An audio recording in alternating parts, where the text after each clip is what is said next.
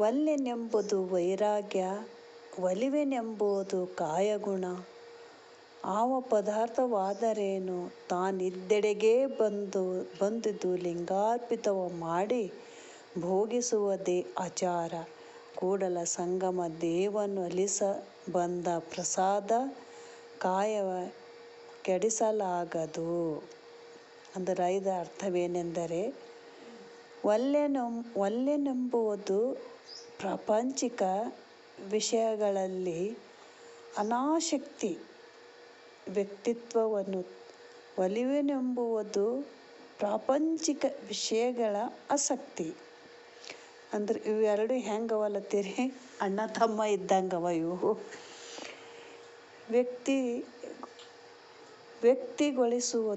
ವ್ಯಕ್ತಗೊಳಿಸುವುದು ಇದು ಆಯಾ ಶರೀರ ಗುಣಧರ್ಮವಾಗಿದೆ. ಅಂದರೆ ಇದು ವ್ಯಕ್ತಗೊಳಿಸುವುದು ಆಯಾ ಗುಣಧರ್ಮ ಅವ್ರವ್ರ ಮೇಲೆ ಬಿಟ್ಟಿದ್ದು ಪದಾರ್ಥವಾಗಿರುತ್ತದೆ. ಲಿಂಗವಿದ್ದೆಡೆಗೆ ಬಂದರೆ ಅದು ಏನಾಗುತ್ತದೆ? ಲಿಂಗಾರ್ಪಿತವಾಗುತ್ತದೆ.